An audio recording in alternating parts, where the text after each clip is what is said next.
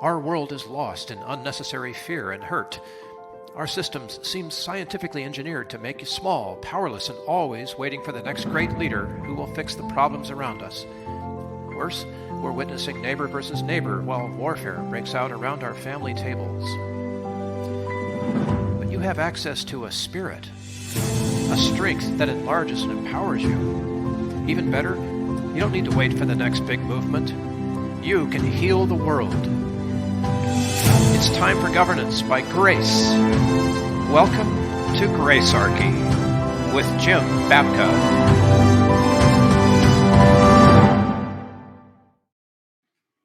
Hi, I'm Bill Peratzman, your moderator. In a moment, we're going to talk about you. Yeah, you, the unsubscribed. But before we get to that, we're assisted in our network here by the Zero Aggression Project. For each new episode, they publish the most detailed description of the program, along with multiple ways to watch and listen. All the episodes of Gracearchy with Jim Babka are collected at the blog on zeroaggressionproject.org, to which you can subscribe. We want you to please go to zeroaggressionproject.org, subscribe to the email newsletter right now so you won't miss an episode and all of Jim's intriguing insights about it. And because right now you're consuming this show on your preferred platform, please click the button to subscribe right here as well. You'll have an instant effect on the algorithmic reach of this show.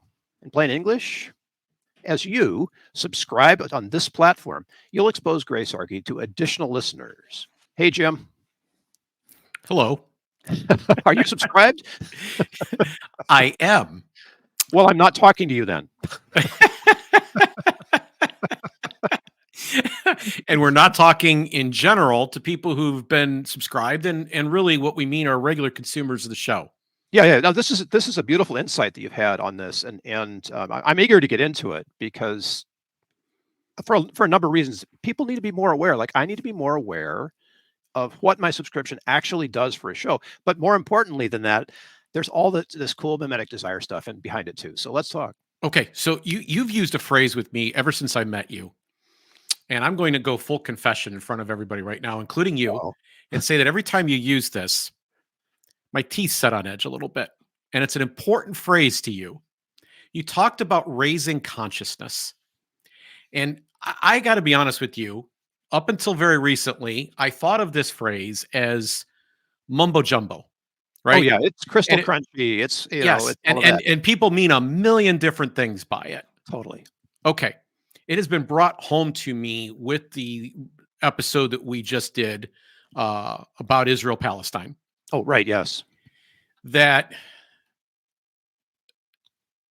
if you suggest that we raise consciousness, if you suggest that we make people more aware of what's actually happening kind of beneath the surface, right. Hidden motivations, secret desires, like, people go and spend a great deal of money talking to shrinks, just to pick one example, because they don't know why they're doing certain things. Right? Like, right. I don't know sometimes I don't know why do I have this need to, eat at certain times, or why do I drink, or why do I chew my nails, or why, how come I can't quit smoking, or whatever it is. And people they'll go through psychoanalysis. And the analysis part is trying to get at what those hidden motivations are. There's various theories for what that might be, but every one of those things, could you agree with me on this? That's a raising of consciousness? Yes, it is. You become aware, and that is the same thing. I mean, different words for increased awareness, improved consciousness. Okay. So consciousness raising was kind of the point. We couldn't really say this at the outset of that episode, but I'm caused to reflect on it today. Consciousness raising for the Israel-Palestine episode that we did recently is also what we're going to do today. In other words, your awareness of things that are going on around you that you may not have noticed, because they may have been just going by like the air you breathe, and you don't constantly take account of that.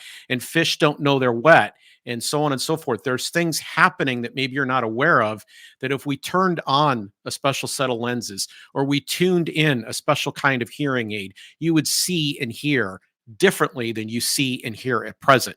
Your world would be more rich in a way. you would have Yes. more understanding of the motives of yourself and others around you. Okay. So Yeah, the I'm with things you.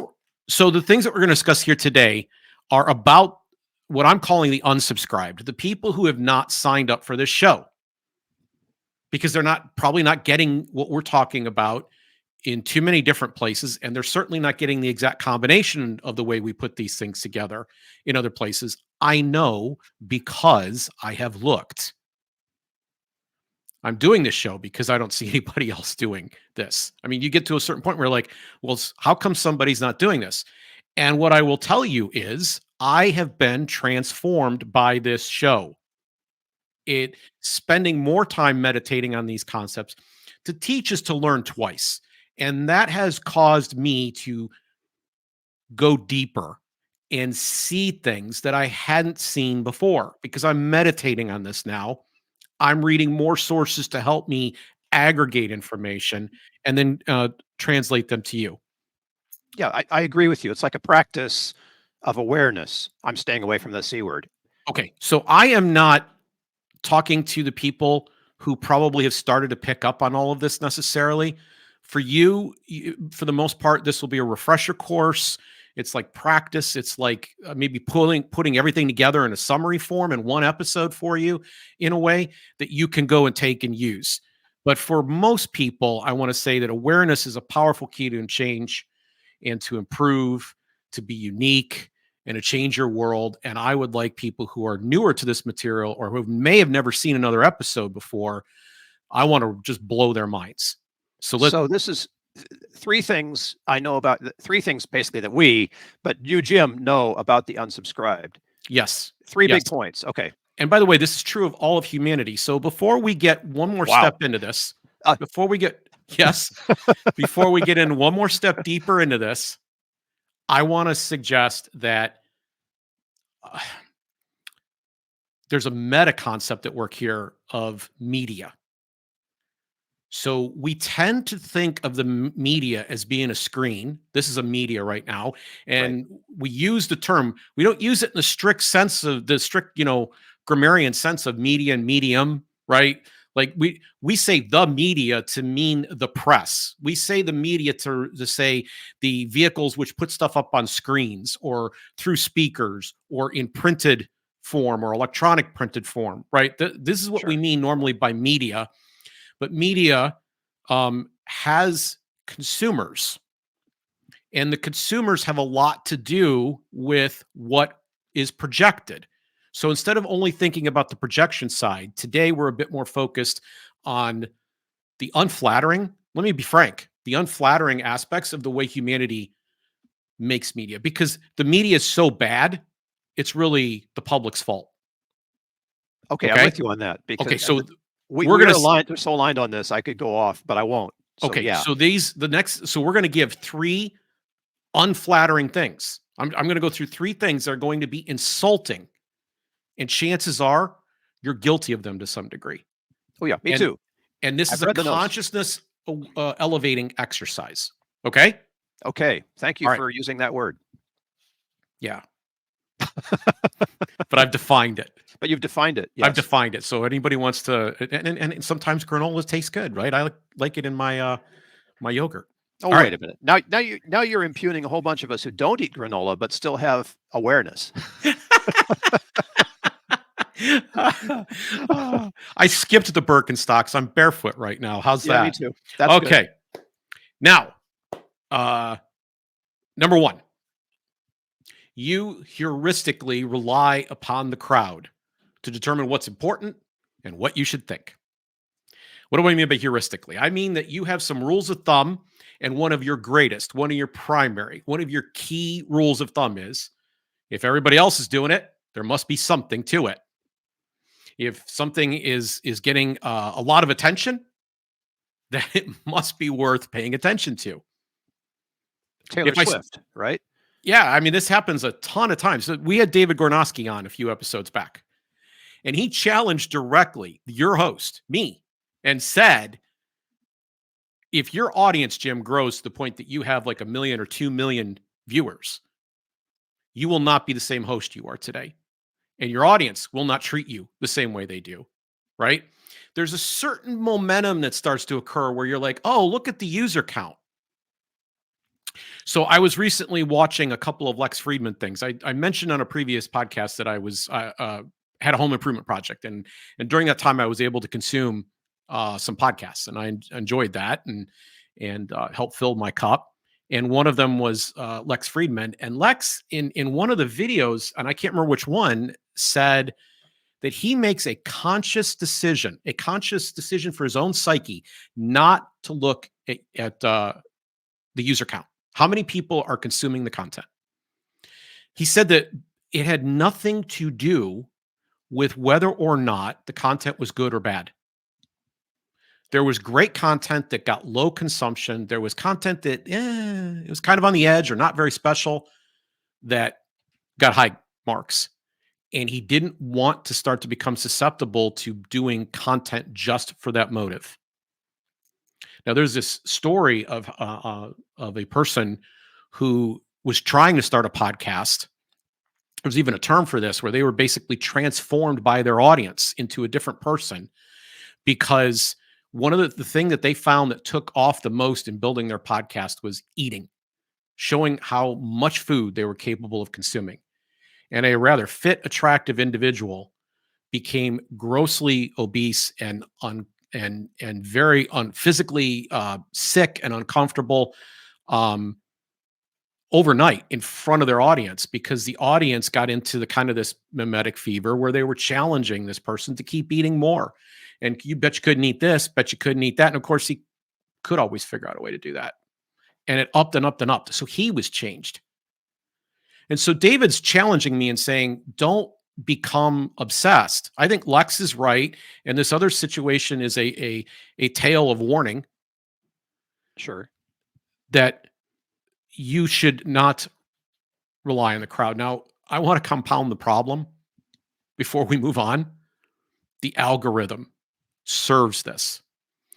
I don't know a lot about, let's say, YouTube's algorithm, or as we called it in another episode, Al Gore's rhythm, right? I don't know a lot about how it works, but I do know this. I do know that the more views I get, the more views I get. And I don't mean that in tautological form. I mean that more views cause them to expose it to more people, who in turn give it more views. Well, there's a whole industry that's built around doing this for all the media. Yes. Creating more views, artificially creating more views, so that more views will organically be created by the algorithm. So you're more likely to see content that other people have already seen. That's just the way it works. If other people aren't consuming the content, we will get dialed down, and you're less likely to see it, or anybody else is, by accident. So it actually feeds, it compounds this problem where you, and let's get back to you, where you are relying on other people to tell you what's important.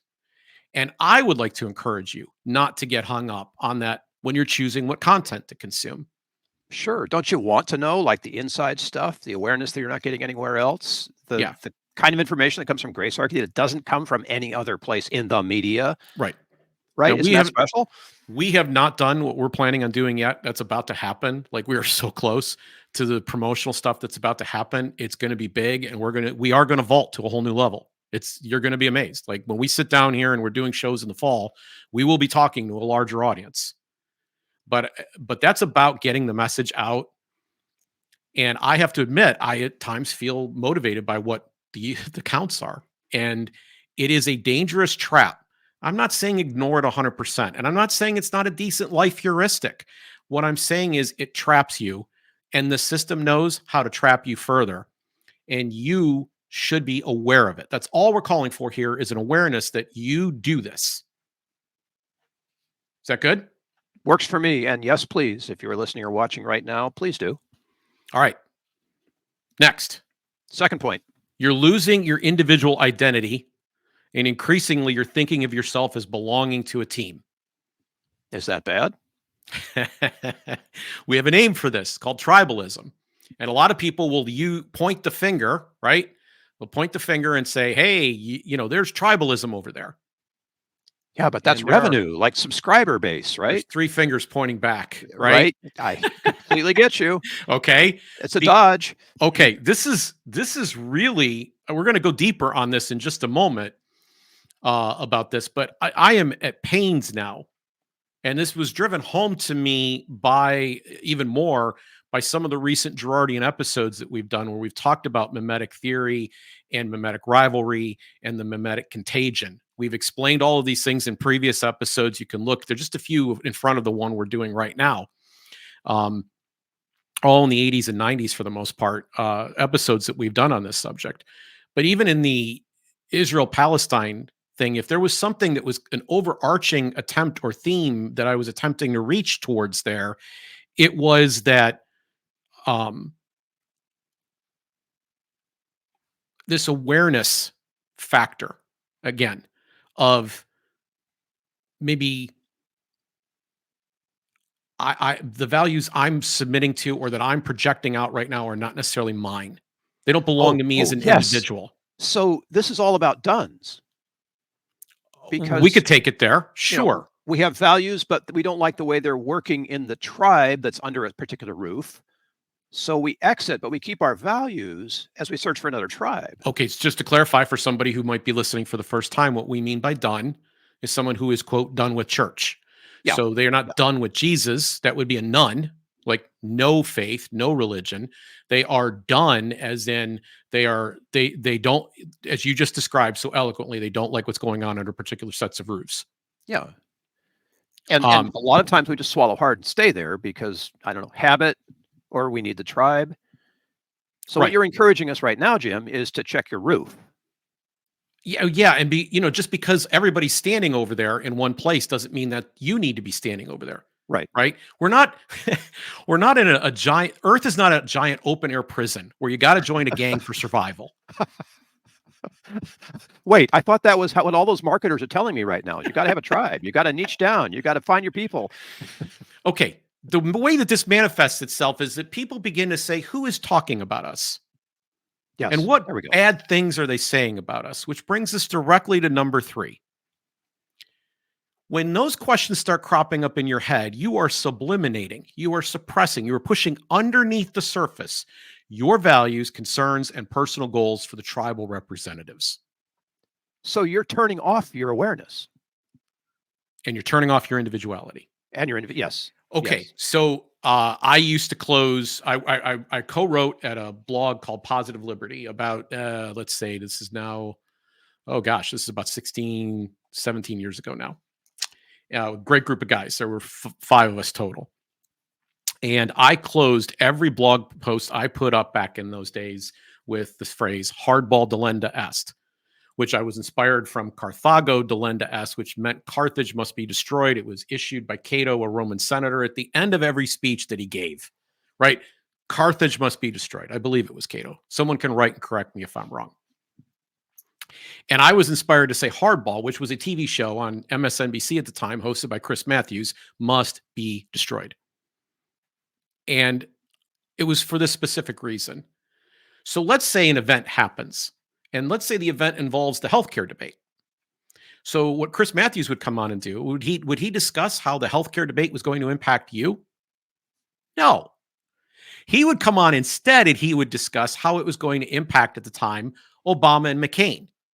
Or 4 years later, how Obama and Romney, who's up, who's down as a result of this, and how are they going to spin their way out of this? Forget about me, the subscriber. Actually, the forced participant in, let's be honest, the Affordable Care Act. Nobody cares about the little guy who actually needs health care, right? Right. They care about the politicians.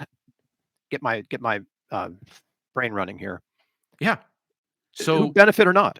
So now you're kind of turning these politicians into totems or avatars of you. Can you believe that they said X about this guy who's just like me? That must mean they don't like me because they said it about him. And so we get caught up in all of these discussions and debates that go on online where we're all at each other's throats because someone said something bad about someone with whom we identify with in a tribal sense.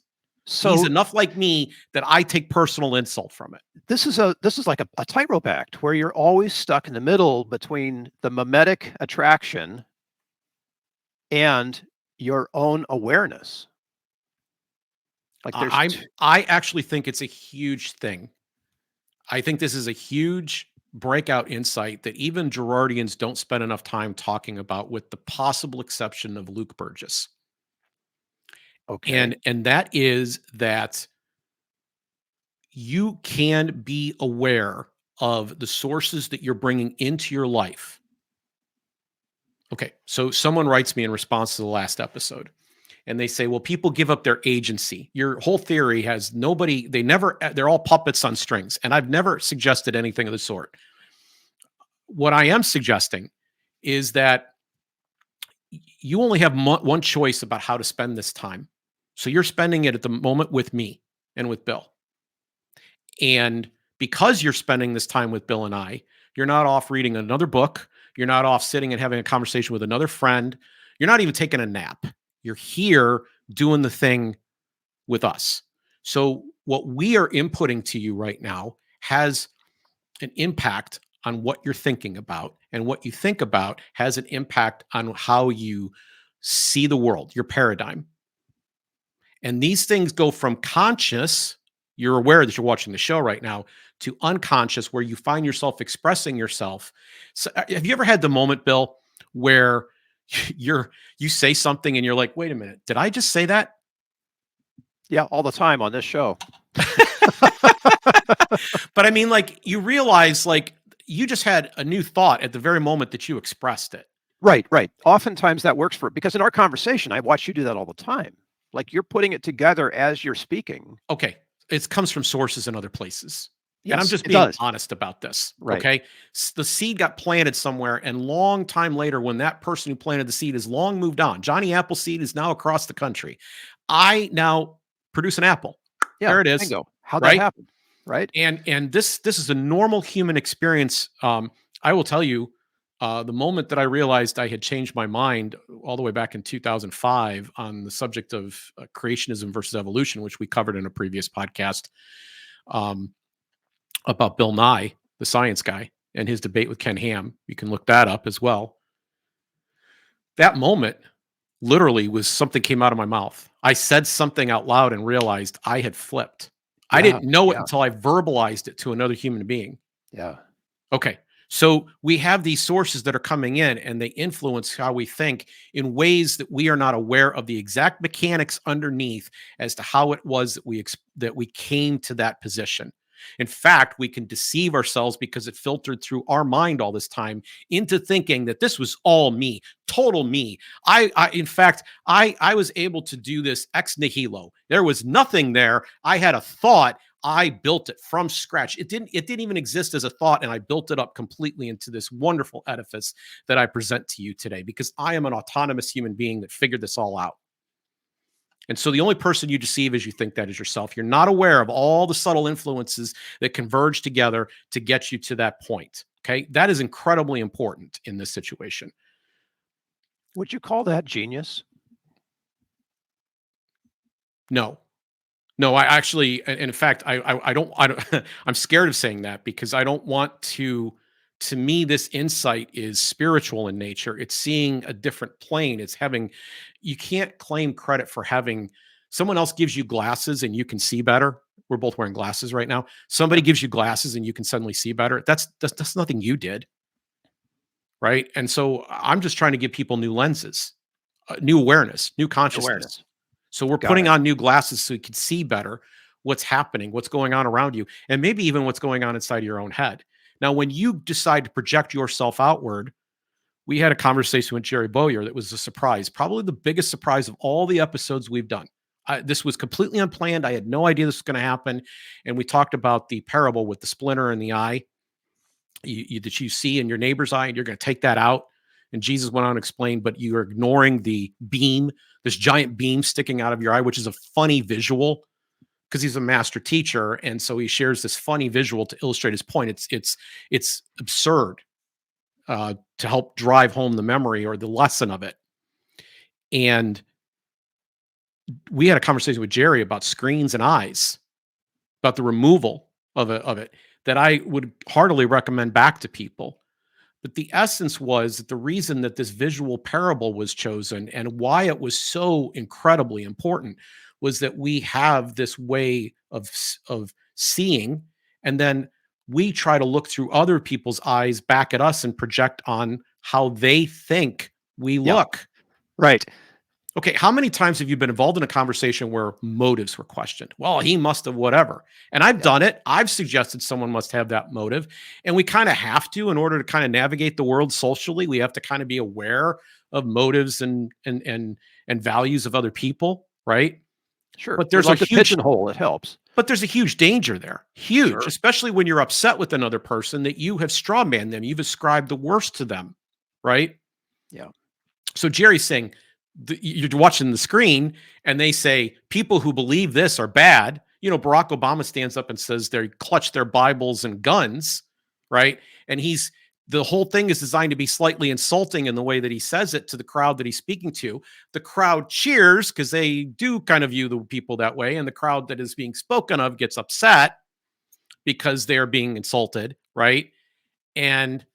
But what they're really asking, the question they're asking of themselves is, okay, this is how he sees me. This is how he sees me.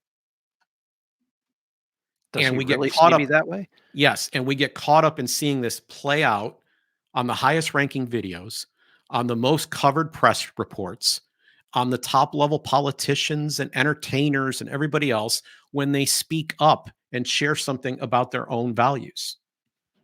This person's bad because they see me. Let me say that again. That person's bad because of how they see me. Even if it wasn't about me. They didn't say Jim Babka. They didn't say Bill Protzman. They didn't say anybody I know. They said Joe Rogan, or they said Glenn Greenwald, or they said Ben Ask Shapiro. The deplorables. Remember that one? Oh yeah, I mean we can go on and on. It's whoever you chose that you kind of the programming you kind of tend to like. When that person gets insulted, you take umbrage because the question at the root is, this is how they saw me, and I've got an avatar out there that is me. He speaks for me. She speaks for me. So this representative figure is not you. I just want to be clear. They're not.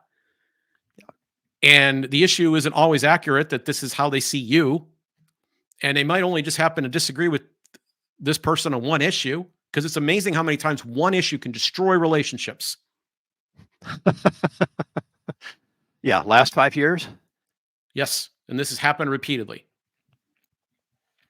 And it's hardly ever the case, by the way, that one issue is worth the relationship. I mean, really, like people get put stakes in the ground, they get all, it's hardly ever justified. I'm not saying never, but it's hardly ever justified. If you have a long track record of trust and confidence in a given person, if you've enjoyed your company with them before, but then you learn one new thing and you go, oh, well, that's it. I'm done with you. Yeah, I'm done. You believe what? Get out of here. Yeah. No. Birds aren't real. That's it, Jim. Sorry. All right. So there are side effects to this process, right? This unawareness that we have has side effects that are very profound. So I talk all the time here. It's a constant recurring theme. It's one of the most important themes of the show about the conflict machine. Okay. The conflict machine is a better term for the lame term that most people use. They say politics. Hey, let's talk politics. No, let's talk the conflict machine, because that's really what's going on. And it is a term. The reason it says machine is it's a term that kind of tries to visualize, create you some visual awareness in your mind, get a spot in there for the political industrial complex. All the various actors who major in, who specialize in, who even get paid and rewarded with either money or power for dividing us. And this is how we solve social problems for the most part. We argue and fight, and then we give one side power.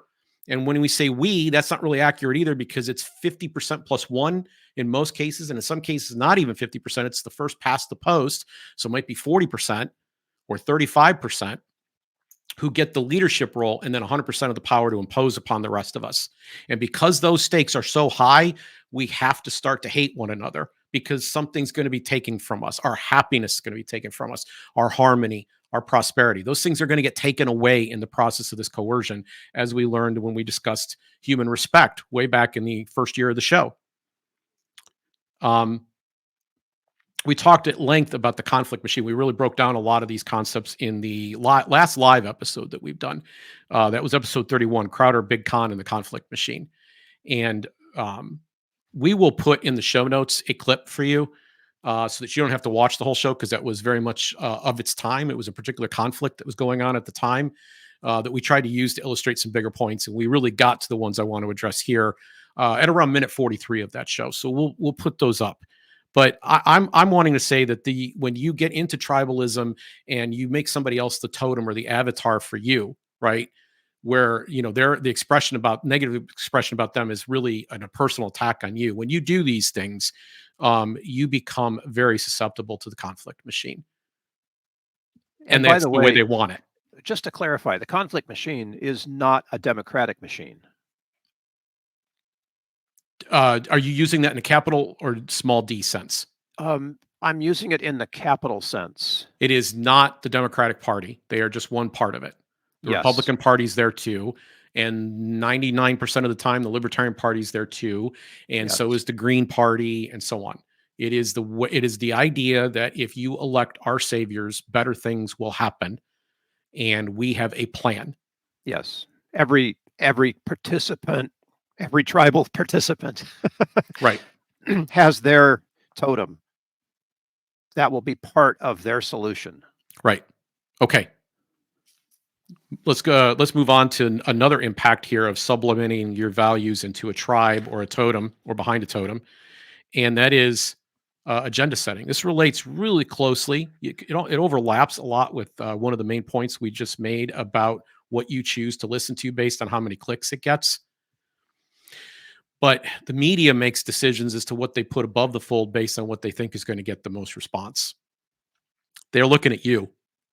And if you give into it, if you play along, they will guide the debate. There's a whole thing. I don't know where it stands now. I've looked at it several times over the year. The Wikipedia entry for agenda setting theory, media agenda setting theory would be more precise, but just simply agenda setting theory was actually pretty good. It has been for a long time. At the Zero Aggression Project, who sponsors this show, zeroaggressionproject.org, we have a mental lever about agenda setting theory. But essentially, it boils down to what gets discussed the most is the most likely thing you'll discuss. And by the way, as we pointed out earlier, click. So you give up your individuality and you start to subscribe to the totem and the team. And consequently, you become obsessed with whether somebody's saying something bad about you. And they know that they can trigger certain things, that certain stories matter more, and they will put more heat and more attention on the things that get the most clicks.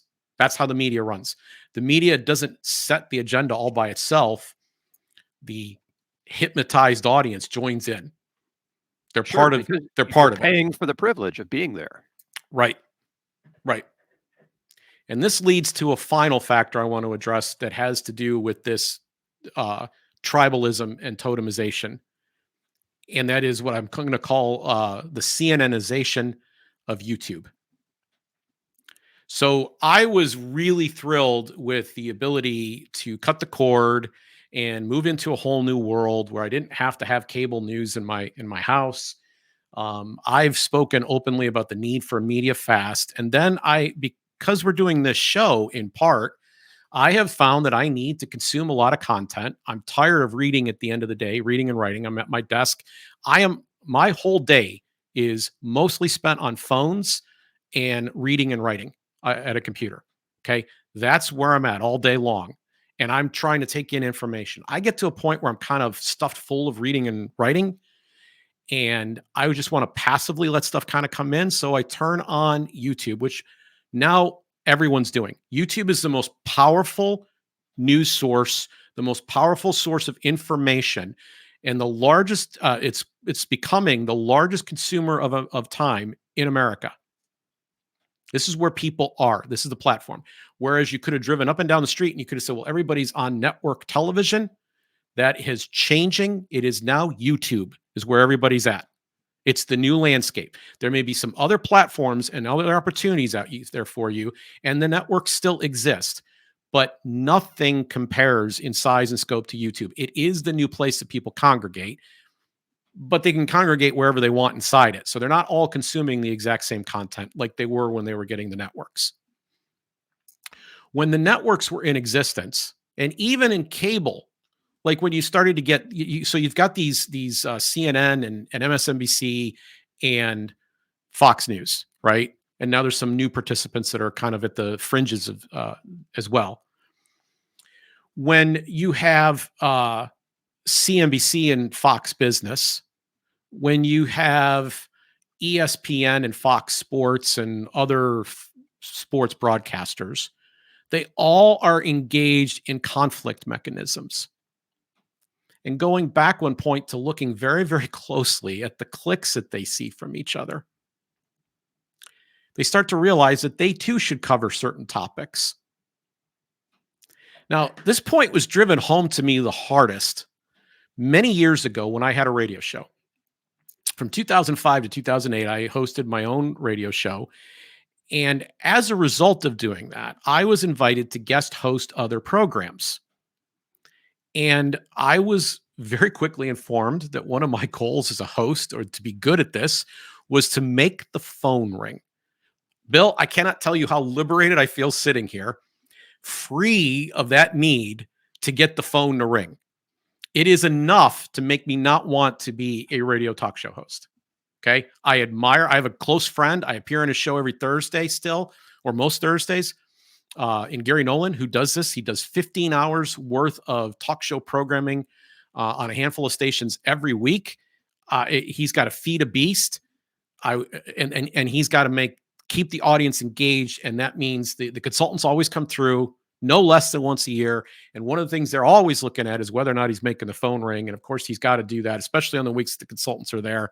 And so the ability to break down and analyze and have a real, true human conversation goes right out the window. Right. Well, right. all of them are mastering on conflict, because nothing makes the phone ring like conflict, and nothing gets people's attention like the stuff that's top of the agenda, top of the fold in the newspaper sense, top of the website in the website, the stuff that's getting the most algorithmic attention in these platform sense. Everybody starts talking about the same thing because they recognize it gets them interest and clicks. We did an episode about a reaction episode, our only one that we've done so far historically, on the debut show of Don Lemon, where he had Elon Musk on the program. True confession time. We knew that was going to be interesting because it had the words Don Lemon, but even more importantly, it had the mega name of Elon Musk in it. And you put something out about Elon Musk, there's people that just all day, that's what they're doing, because Elon's their totem. And they want to know what he's saying. And he's a totem in two ways, because there are people who are obsessed with seeing bad things about Elon. And there are people who are, like a Schadenfreude sense. And there are people who look at him as a representative of their team or their tribe, and they're really happy with his performance. And they follow him around and anything that comes up. And of course, the algorithm says, oh, Bill's really interested in Elon. And boom, they keep feeding it at you, feeding it at you, feeding it at you. And you get sucked into that. Now, there's a deleterious effect that shows up to all these platforms when they start participating in the conflict machine and they start looking at each other's clicks. And that is that they cover stories where they get introspective about the media. They start talking about they contemplate their own navel, right? Yeah. And that's not awareness. That's just, they start even taking up offense for people who are friends of the show. So I'm watching a particular podcast, and I am not going to name names. They are one of my primary sources for consuming of news. And I've been talking about this for a couple of weeks. I've finally got an angle to get this in the show. This can lead to massive, massive, massive ignorance and stupidity, because you get so obsessed with the conflict and the personalities and totems and avatars involved that you start to regurgitate error. So I will tell you where the error originates in this particular case. When Ben Shapiro fired Candace, he talked on Dave Rubin's podcast about an Overton window. And what the words that he really meant, I want to help him out because he's a highly educated man. He's been doing this a lot longer than I have. He's got far more audience than I have. That doesn't mean he's right. The words that he was looking for were editorial policy. There's more syllables to those words, but that's the words he was looking for. But he kept saying Overton window, Overton window, Overton window. So Overton window is a political science concept, and it was defined by a professor working for a free market think tank up in Michigan. He died young, and he leaves this legacy behind, and that he discussed it in debate. Tom Woods puts it this way: there's an index card of allowable public opinion. This is where the debate is perceived to be. It has a left and a right side, but if you go off the card or you go outside the window, you are outside of acceptable points of view. You are an extremist. And so no one wants to be an extremist. And if your position happens to be perceived that way, you have a job to do. In addition to trying to get people interested in your cause, in order to get in the mainstream of debate, you have to figure out how to shift the window your direction so that you are no longer in the extreme. Now, this is a valuable concept. This is a valuable strategic insight for somebody that's entering into the policy square. But Ben kept using it, trying to sound, and I'm sorry, sophisticated, educated. It's a buzzword he started throwing in to show how sharp he is. Well, we have this Overton window at the Daily Wire. No, you don't. No, you don't. There's no need for you to tug and pull in the public square to move where that editorial thing is. It's an editorial policy. You said it, Ben. You and your partner set that policy, and you decided Candace was outside of it, no doubt, but it was set by you. There's no public thing where you've got to worry about extremism and trying to get yourself defined properly, okay? Getting inside that public dialogue. So I watch not one, but two different podcasts that I consume. And because Ben had used this phrase repeatedly, the host, who should have known better, start repeating the same phrase too. Well, it's outside, you can't can't outside argue is outside their Overton window, right? No, 1,000 times no, that's not accurate. Okay. You're only saying this because the only reason you chose to include this in your podcast tonight is because this was conflict stuff. And you saw that when it was going around elsewhere, it got clicks. Yep. And so now this is going to be served back to you. And this is standard media fare that you get constantly, routinely, all the time. And here was a DNA left at the scene that they didn't care at all. This was not about you. This was not about an issue. This was not even educational. This was news talking about news. And not news of the world. News of a handful of our friends at the elevated top of the platform. Some of your favorite totems or enemies. Sure they are, of course. And I want you to be blazingly wide-eyed on this now. When you start to see, these reaction videos and you start to see people, I want you to know that what they're doing, one of the considerations that was definitely included was getting eyeballs on something. That's not invalid. Yeah. But if they're going to come and they're going to share something with you, they should bring some kind of new insight. Let me be clear. They didn't. And the telltale sign of the laziness was they didn't even understand what an Overton window was. And I didn't see this once. I saw it twice. 2 different shows. I clicked on it and there it was. My poor son's sitting there with me watching YouTube and I'm railing. That's not what an Overton window is. I want to throw a sock at my TV screen. There's the action. There's the reaction video we want. Right?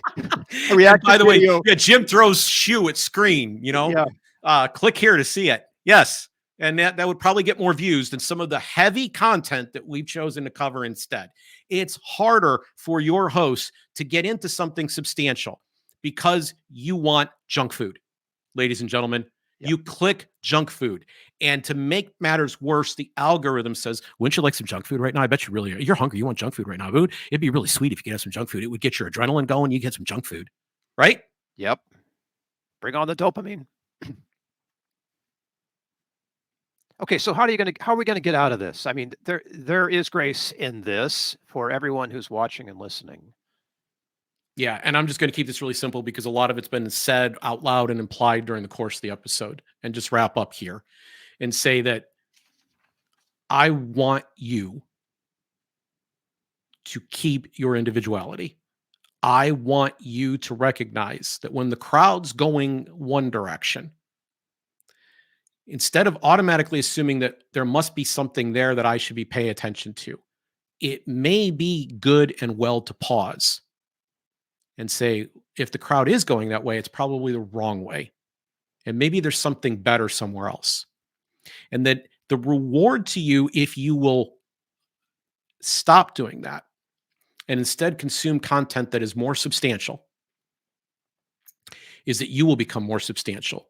You will become more independent. You will become much more of your own actor in these situations because you chose content that distracted you or removed you from the mob. You matter as an individual. You are made in the image of God. The image of God is not the mob. That's where we give up that individually. The image of God is not the state, which tries to replace God, where people act on for some other purpose that is literally beyond them, for some institutional purpose to advance some institutional mission. They literally become the hands and the feet of that institution and give up in that process their own agency. And I'm saying, I want you fully aware. Watching the media, this is a huge part of whether or not we're going to get to grace. I want you fully aware of what's going on around you, how you're being manipulated, how your psychology works, so that you can make conscious, forethought decisions about the types of inputs that you're going to take in and how you're going to see the inputs as they're coming in. I want to improve your ability to see those things, your ability to hear those things. I want that to go better. So the tools presented here today are designed to make you have that new power. And I will go so far as to suggest that it will almost follow like night follows day and day follows night. That having these tools and being aware of this will probably turn you into a more graceful person.